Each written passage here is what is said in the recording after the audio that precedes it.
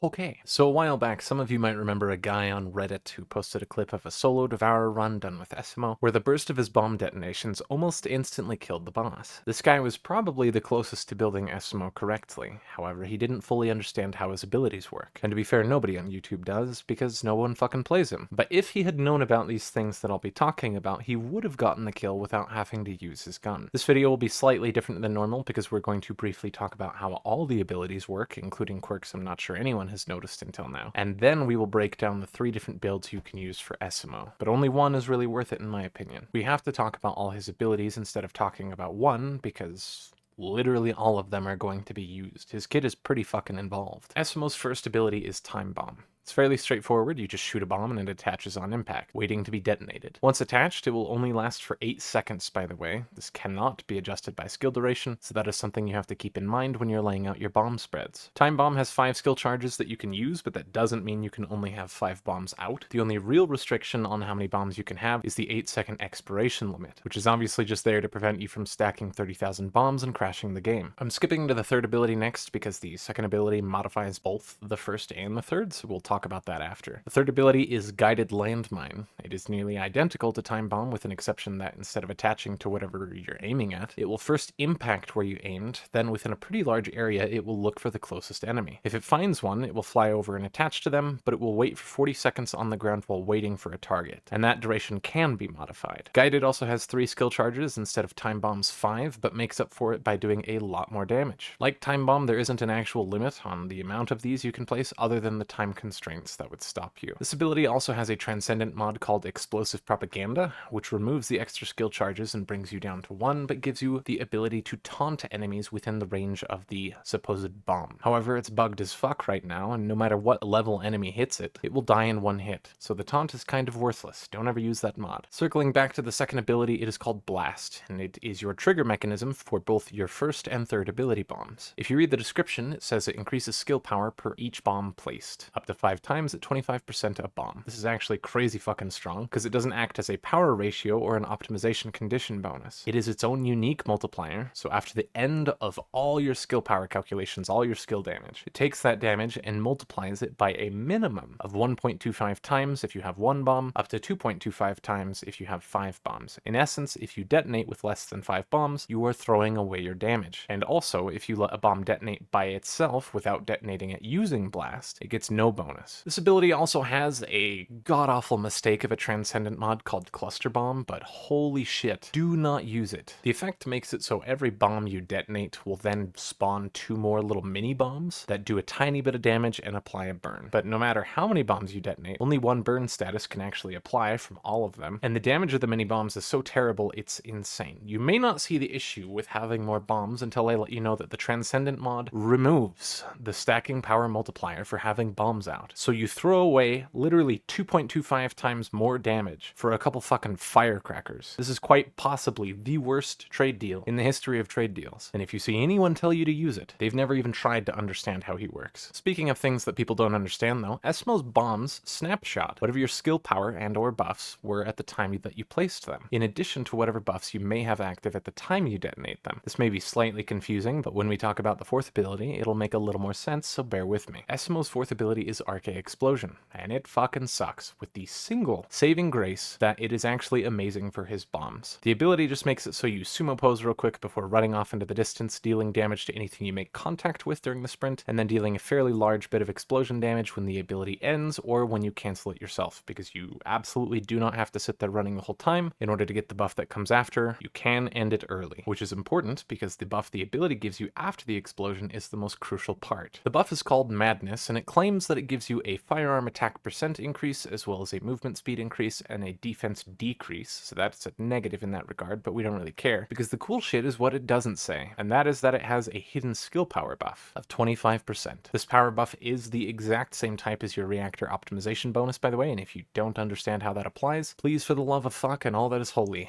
go watch my video on skill power and skill damage. I explain how skill damage works, including where this buff would fit in. For those who haven't put 2 and 2 together yet, though, and tying back into what I said said about how the bombs will snapshot the active buffs when they were placed, this means that if you use this ability and detonated, and then placed all your bombs, it doesn't matter if your buff expires before you detonate all the bombs, maybe you're still placing a few more and ran at a time, all the bombs that were placed while the buff was active will still gain the damage increase. Secret Garden can also help out here for the same reasons, which is just a gun that has a chance on a tech skill use to give a skill power buff. And because both of your bomb skills are tech skills, that means that this weapon is pretty much a net gain in every possible scenario. The fourth skill also has a Transcendent mod called Creative Explosion. This is one of only 2 ability augments that you should ever use, but I personally think this one is still a bad idea. Creative Explosion makes it so while you do pretty much the exact same thing as before, the difference is it is supposed to increase the damage of the explosion at the end of your sprint based on the amount of bombs you have not used at the time of the explosion. So basically it is meant to be a way to play him without needing to use your bombs. However, this blows ass for 3 huge reasons. The first of which is that no matter how many bombs you have ready and unused, the damage will not increase. It is bugged. The second is that the mod description doesn't mention that it cuts the base damage of the ability in half, and since the damage increase, even if it were functioning, is added to the skill power modifier instead of skill power, that means that even if it weren't bugged, it would still do less damage and suck shit. The third issue is that the buff after the explosion no longer gives skill power. However, I will admit it's still useful because instead it gives a cooldown reduction bonus. The loss of the skill power is pretty huge, but while the description says it's a 20% cooldown reduction bonus, it is actually a 40% cooldown reduction bonus, making it insanely easy to reach the cooldown reduction cap of 90%. And since the cooldown bonus applies to the ability itself once it is over, that means if you are CDR capped, it will regenerate in just 4 seconds before you can use it again, which is pretty fucking nuts. However, there is another bug here. If you let the sprint duration expire on its own, and you don't manually cancel the ability to blow yourself up, you won't get the cooldown buff. You have to blow yourself up to get it. Lastly, let's talk about his passive before we get onto the builds,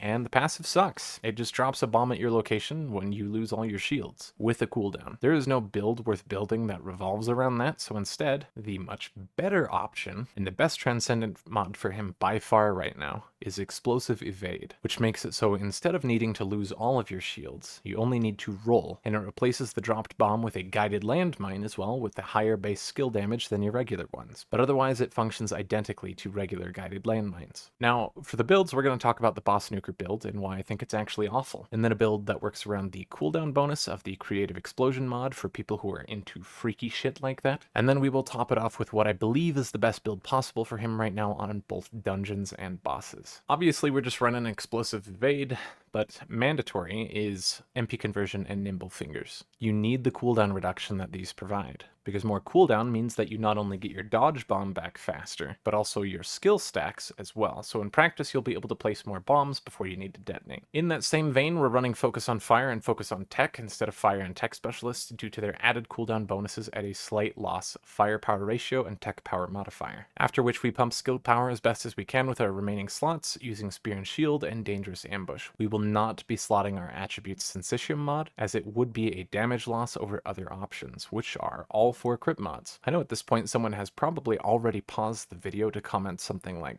bro is running all 4 crit mods on a guy with 5% base crit rate, because I mentioned a very similar argument in Kyle's build video, but this is an extremely different scenario. Kyle is a 1-pump chump, and he deals 1 instance of damage and then fucks off. So building into Kyle's base 5% crit rate outside of a scenario where you can guarantee 100% crit rate is obviously a terrible play. Esiemo, however, doesn't just hit once. You're typically going to get off at least 10 bombs, and if you do it right, you'll get off around 12 to 13 before you have to detonate. Were it one huge bomb, then I'd say yeah, skip the crit. Just use quality of life mods like more HP or literally anything you want to. But with that many instances of damage, it is actually beneficial to build into crit as we do here. And if you don't build into crit, you have 0 chance of pulling off the instant boss kill. On that note though, the instant kill is bait.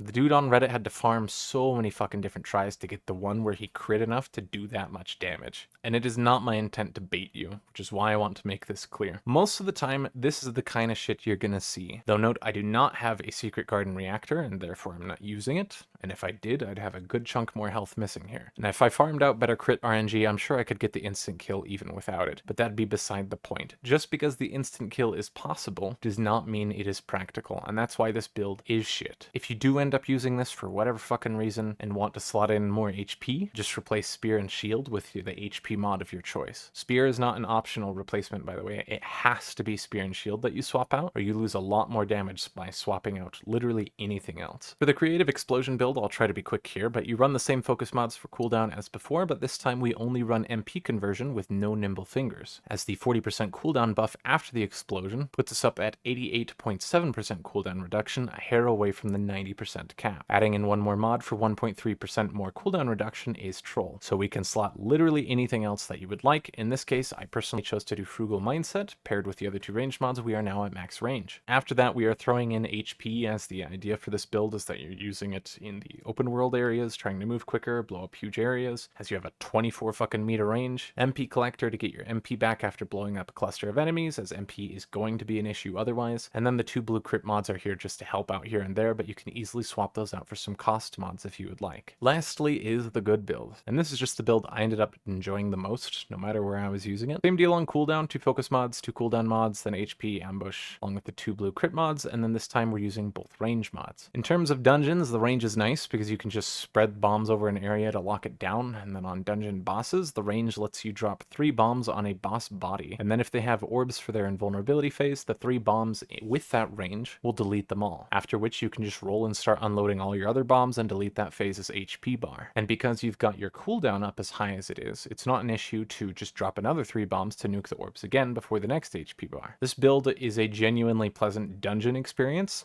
Obviously he's no bunny, no one ever will be, but in the boss room, I think out of all the characters so far, I would want to use him the most. For open world, it's relatively the same as the creative explosion build, except where creative would lock you down and force you to sumo stance all the fucking time. Even with the range advantage of a 24 meter radius, you're often better off just dropping mines and blowing them up in the time you would need to activate and deactivate the sprint. On bosses, Esiemo suffers from the terminal condition of not being Haley, and there's nothing you're ever going to be able to do to fix that without buffing the shit out of him, which I do think they should. Haley will never be able to instantly delete bosses like Esiemo can, but Esiemo can't even reliably do that, so if all you want is a fire boss character, just go build Lepic. Because outside of being in a party with support characters that can buff your crit rate up to 100%, Esiemo is not the play. That said, I am extremely curious what a team of properly built Esiemos could do with crit buffs, but I don't have the time to test it right now with Remnant 2's DLC coming out next week, or at least next week at the time of this recording, so I will leave that to you guys to let me know. As for your reactor, on either the nuker build or just the generally good build, you would want a fire tech reactor with the rolls as damage to Colossus, and then a tech skill power boost ratio, and then your set needs to be the Slayer set, pretty much as always. And the rolls on these are going to be pretty flexible, barring the sensor. I don't care what you get on your auxiliary, your memory, your processor, but on the sensor you do want to get max MP and MP recovery in combat. MP is typically going to be a large issue for him. Having more of it is going to help tremendously, especially since his base MP is low as hell.